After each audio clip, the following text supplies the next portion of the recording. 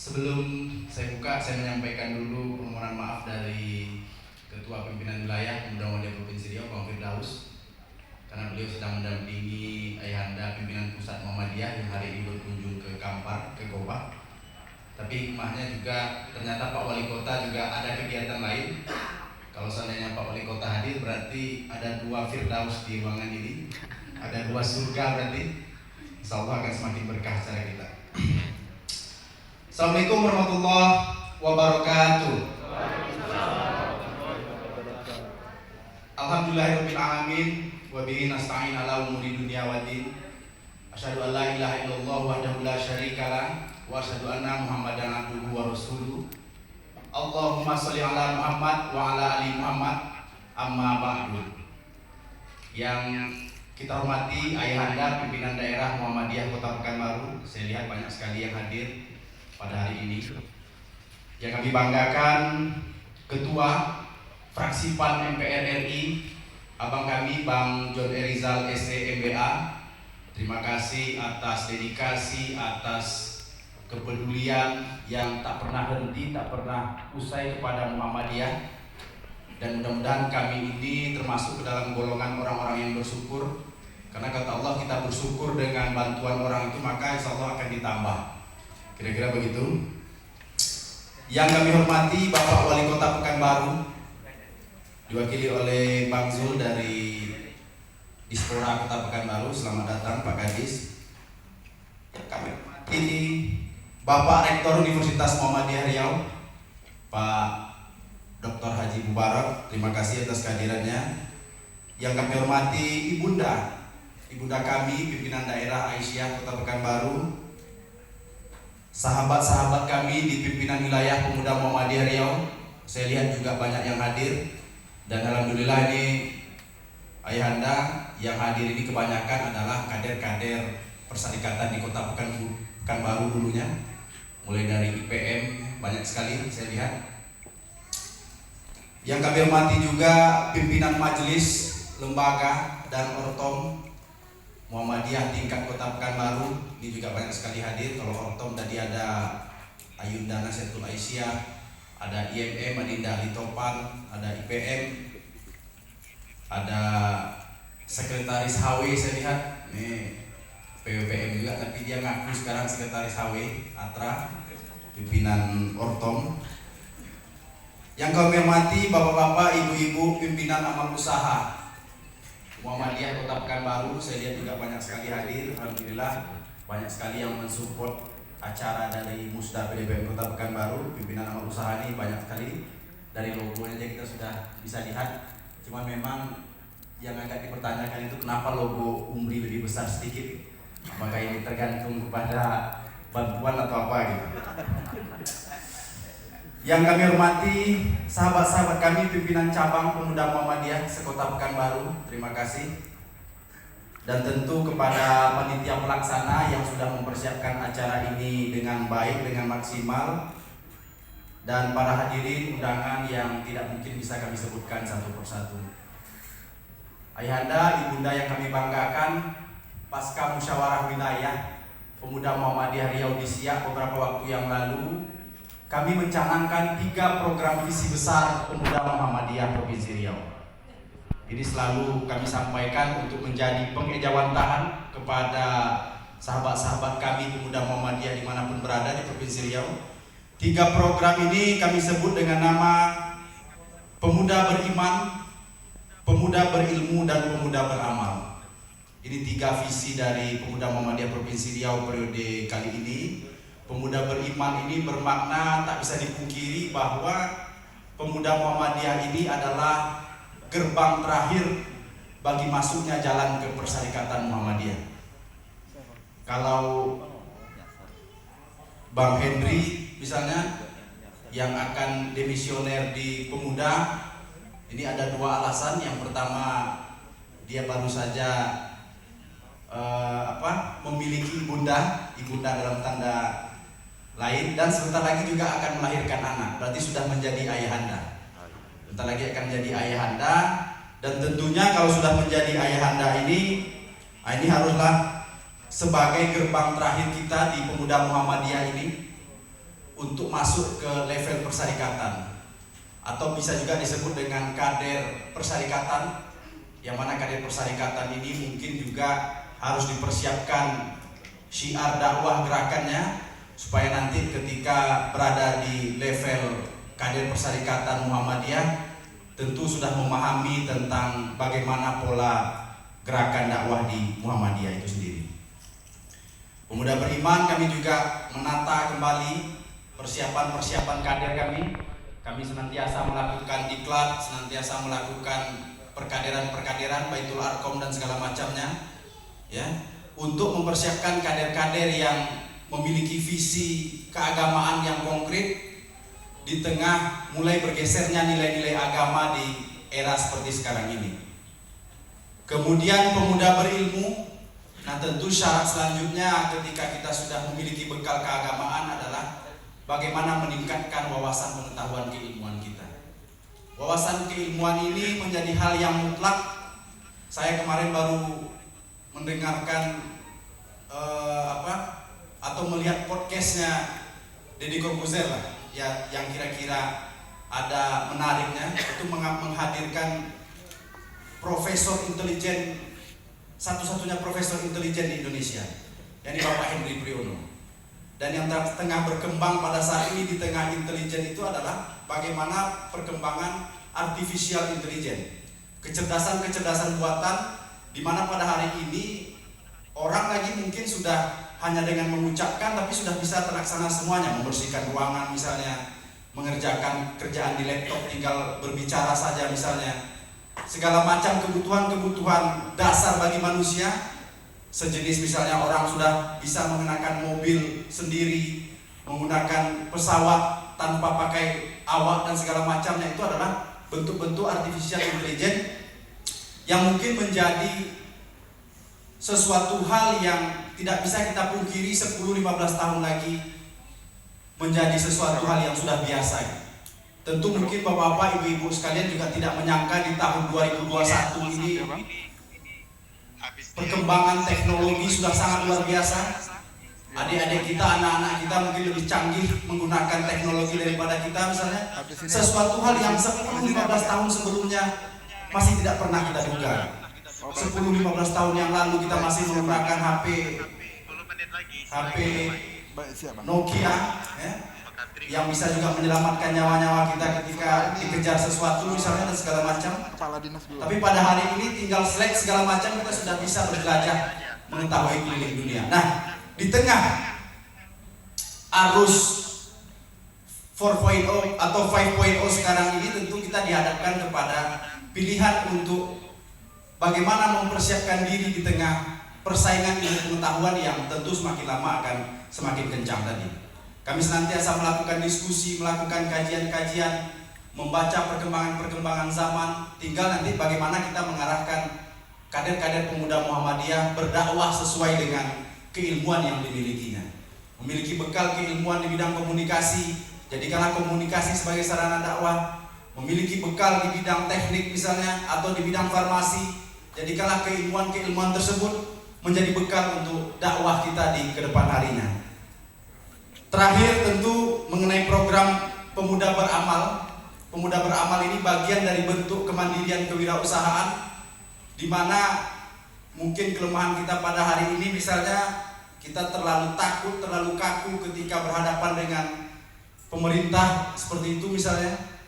Tentu hal ini membuat kita semakin harus menemukan cara agar bisa bermandiri. Kalau pemuda Muhammadiyah hari ini sudah mencoba melakukan kegiatan-kegiatan di bidang tani dan nelayan, di bidang tanaman, lingkungan, ya, salah satu yang harus menjadi bekal anak muda ini adalah jangan pernah takut berbuat.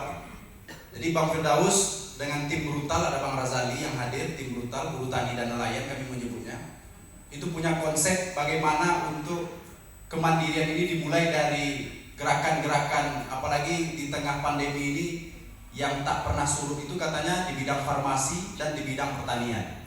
Nah, kami juga coba menggagas itu, alhamdulillah beberapa kali panen, dan ini tentu memanfaatkan lingkungan tanah-tanah Muhammadiyah. Pertama sekali menjadi pilot project kami adalah di belakang Rektorat Universitas Muhammadiyah Riau. Ini kami sebenarnya, ini saya buka di sini, ini ada Pak Rektor sebenarnya. Ini kami mencoba-coba awalnya. Mencoba-coba menanam pinang, menanam cabai, menanam jambu, menanam labu madu. Ini Ayahanda Saprizal Syukur langganan kami ini membeli labu madu. Dan itu berhasil, ya. Dan itu berhasil. Kami sebenarnya awalnya itu tidak minta izin kepada Bapak Rektor, karena kami melihat di situ tanah lapang dan itu bisa dimanfaatkan untuk kegiatan-kegiatan buruh tani dan nelayan tadi. Yang penting pemuda ini syaratnya adalah harus berani berbuat. Persoalan salah atau benar itu nanti, urusan nanti. Karena sudah tempatnya juga, anak muda ini tempatnya ya salah. Anak muda ini tempatnya ya perbaikan-perbaikan. Yang terpenting ayahanda kami jangan salah.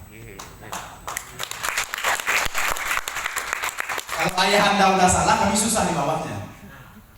Tapi kalau anak muda masih salah, gak apa-apa, masih ada ayahanda kami yang menasihati. Tapi kalau sudah ayahanda yang salah, gimana kami menasihati? Salah-salah ngomong, durhaka juga kan susah juga kami. Akhirnya di suatu kesempatan Pak Rektor mau turun, mau melihat kebun pemuda Muhammadiyah. Kami sebenarnya dalam hati kembang kempis juga. Kan hanya dua, dibubarkan atau lanjut. Karena kami sudah terlanjur jalan. Sudah terlanjur jalan, alhamdulillah melihat perkembangan. Alhamdulillah juga Pak Rektor juga memberikan izin.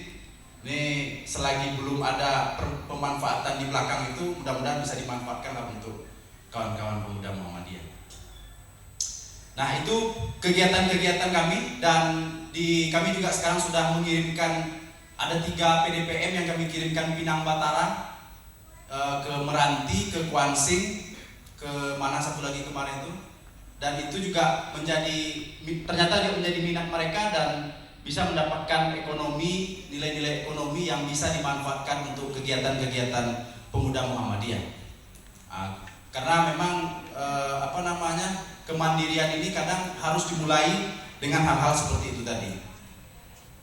Nah, kemudian Bapak Ibu sekalian, dari program unggulan tadi kami berharap ada luaran, ada output yang bisa kami dapatkan. Tentu ini butuh perjuangan keras kita bersama, ya. Seperti misalnya kita harus menjadi kader perserikatan. Tadi seperti saya sampaikan, ada kader umat. Dan satu lagi juga yang mungkin menjadi penting bagi kita adalah kader bangsa, Bapak Ibu sekalian. Kader bangsa ini tentu tidak akan semudah membalikkan telapak tangan menjadikan kader bangsa ini. Baik di pejabat-pejabat publik seperti eksekutif, legislatif, yudikatif, misalnya kita menempatkan kader-kader Muhammadiyah, atau sekarang ada istilahnya namanya auxiliary government. Ini semacam lembaga-lembaga penyangga pemerintah. Kita punya misalnya KPU, Bawaslu misalnya, ada komisi penyiaran, ada komisi informasi publik, dan ada banyak jabatan-jabatan publik lainnya yang harus kita yakini hal itu akan memberikan manfaat ketika berada di tangan-tangan orang-orang yang amanah.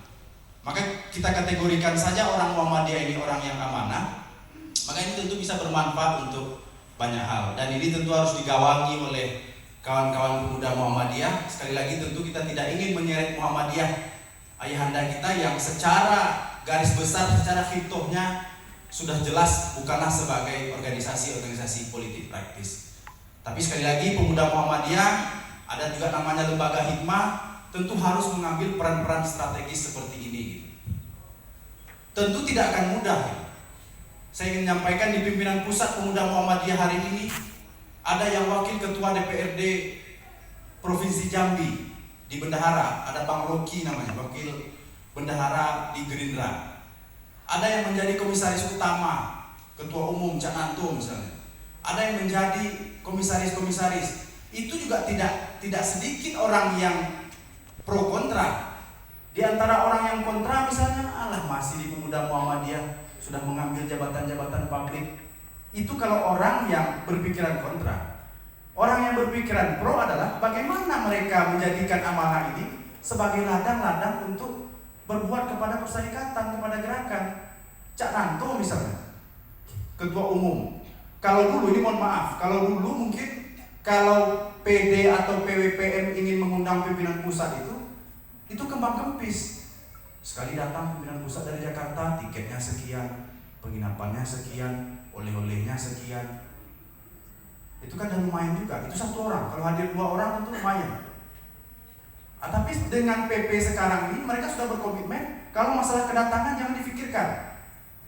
Kalau tiket segala macam itu jangan pernah dipikirkan. PP Pemuda Muhammadiyah hari ini sudah siap, sudah standby. Nah, ketika ini dimanfaatkan untuk berangkat kan bagus.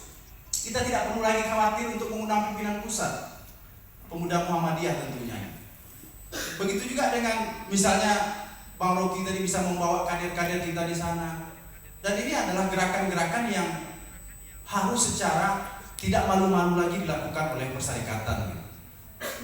Kalaupun seandainya ayahanda masih menjaga, kalau dulu istilahnya itu menjaga jarak yang sama dengan partai politik, itu istilah ayahanda dahulu.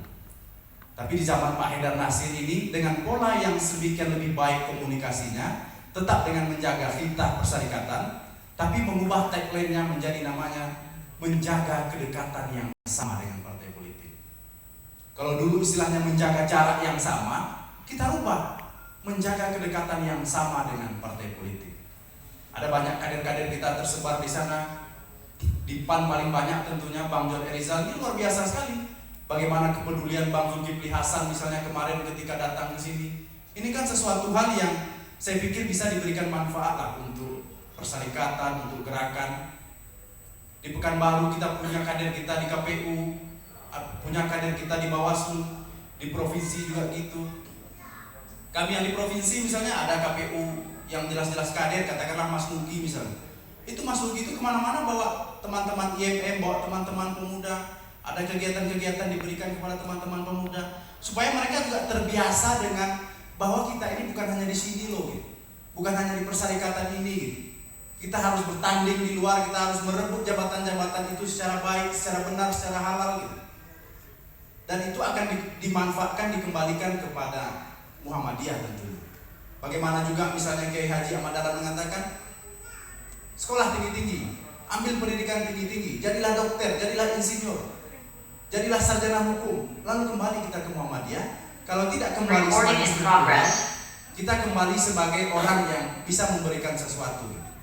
Ini selama ini harus kita dobrak. Selama ini mohon maaf sekali ayahanda, selama ini energi kita ini terlalu habis untuk bertarung di dalam. Habis sekali energi kita bertarung di dalam. Kader-kader kita ini, orang-orang potensial kita ini untuk merebut ranah publik itu sudah berdarah-darah duluan ketika di dalam ini gitu. Jadi dia tidak punya energi yang banyak ketika harus bertarung di luar gitu. Tapi sekali lagi tentu apa yang saya sampaikan ini tentu akan menjadi pro kontra di kalangan perserikatan, karena memang ada orang yang ingin supaya kita tetap jangan pernah bersinggungan dengan dunia politik. Tapi di satu sisi kita juga jangan marah ketika sebelah dapat 3 menteri, sebelah dapat 5 menteri. Muhammadiyah cuma dapat 1 menteri, cuma dapat setengah menteri misalnya, wakil misalnya. Itu adalah hal-hal yang sebenarnya menjadi bagian dari proses demokrasi yang ada, dan siapapun ya berhak untuk melakukan itu gitu. Dia dengan caranya, tentu kita juga harus dengan caranya meraih diri ini ke depan untuk kemaslahatan umat tersebut gitu. Nah, terakhir kami ingin mengucapkan terima kasih kepada PDPM Kota Pekanbaru, Bang Henry dan kawan-kawan yang telah mengantarkan sampai ke prosesi musda ini. Ke depan kami berharap PDPM yang selanjutnya visioner ini sesuatu hal yang melampaui zamannya. Saya kemarin baru cerita dengan Ibu N, ya, baru cerita ayahandanya pernah menjadi ketua PDM tahun 70-an. Mungkin nanti ayahanda bisa meluruskan tahun berapanya. Pak Baidarus namanya ketua PDM kita ini. Di tahun 70-an itu dia membeli tanah di Mall SKA itu gitu. Tanah itu jangan disamakan kondisinya dengan sekarang. Dulu masih jalan setapak, belum ada akses jalan ke sana.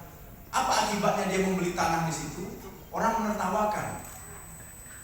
Orang kader kita sendiri, ayahanda kita sendiri, orang Muhammadiyah sendiri menertawakan. bilang itu orang gila, beneran orang gila itu ngapain beli tanah di situ, tempat jin buang anak segala macam lah istilahnya. Dan ternyata kevisioneran itu baru kita rasakan 20-30 tahun sesudahnya. Menjadi pusat peradaban. Umri dengan segenap kemajuannya pada hari ini, ditambah dengan kondisi jalan yang luar biasa sekali. Ya, saya kebetulan juga ngajar di Umri, diajak Pak Rektor. Saya selalu sampaikan kepada mahasiswa itu, beruntunglah kalian bisa kuliah di Umri ini, saya bilang. Ya, saya bilang kalau kalian kuliah di Umri ini, misalnya masuk pagi jam 8 sampai jam 10 misalnya. Kemudian ada masuk lagi jam 1, kalian diberikan Umri tempat transit yang sangat-sangat baik, saya bilang. Misalnya dari jam 10 sudah kosong, baru masuk lagi jam 1, ada longgar 2-3 jam. Umri menyediakan tempat transit yang paling baik. Di mana, saya bilang? Ada di Mall SKA, saya bilang. Ada di Mall Ciputra, saya bilang. Ada di Transmart, saya bilang. Pokoknya orang tuh juga ini kan, kirain serius Pak. Dan Umri juga menyediakan, kalau kalian punya kartu mahasiswa Umri, kalian kalau pergi ke mall-mall tersebut gratis parkirnya. Yang benar Pak. Iya, caranya kalian parkir di Umri, kalian jalan kaki ke sebelah itu. Ya, jadi itulah visioner yang harus kita jalankan, apalagi anak-anak muda. Tentu saya berharap PDPM berikutnya jauh melompati zamannya. Kita jangan berpikir kegiatan kita ini untuk LPJ Musda ke depan, karena Musda itu ya proses organisasi yang sudah pasti akan terjadi 4 tahun. Tapi kita berpikir meninggalkan 20-30 tahun yang lalu, 20-30 tahun yang akan datang maksudnya. Misalnya PWPM Riau, misalnya PWPM Riau pada hari ini diwariskan, misalnya ada ruko hasil dari Muktamar Pemuda Muhammadiyah tahun 98 dari zamannya Bang Adrian Ali, waktu menjabat Ketua Pemuda Muhammadiyah dan melaksanakan Muktamar di Pekanbaru ini. Karena keberhasilan kepanitiaan segala macam, dia mampu membeli ruko, dan ruko itu masih sampai kami rasakan manfaatnya sampai sekarang, sudah 20-30 tahun berlalu. Nah, saya pikir juga ke depan tentu Pemuda Muhammadiyah juga berharap seperti itu. Dan ayahanda PDM ini, kami juga sebenarnya selain tanah di Umri, saya lupa menyampaikan, kami sebenarnya juga ingin mengelola tanah kita yang di pesantren sana itu. Cuma memang ada hal-hal yang kurang berkenan misalnya, karena pokoknya jangan melewati tanah ini, pokoknya segala macam lah. Tentu ini harusnya bisa kita bersinergikan, dan kalaupun tidak kepada PWPM, mungkin bisa kepada PDPM yang akan datang ketika misalnya mau juga melakukan kegiatan-kegiatan kemandirian tadi. Banyak maaf, demikian mungkin yang bisa sampaikan.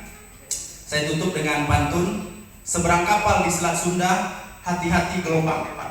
PDPM selamat bermusda, semoga menghasilkan putusan yang bermanfaat. Rumah kaki di Senapelan, jadi sejarah yang patut disyukuri. PDPM Kota bergandeng tangan, maju bersama membangun negeri. Terima kasih Pak Wali Kota, Pak Kadis. Mudah-mudahan ada sinergisitas program kita dengan pemuda, ya. Lebih dan kurang saya mohon maaf. Fastabiqul khairat, nasrun minallah wa fathun qarib.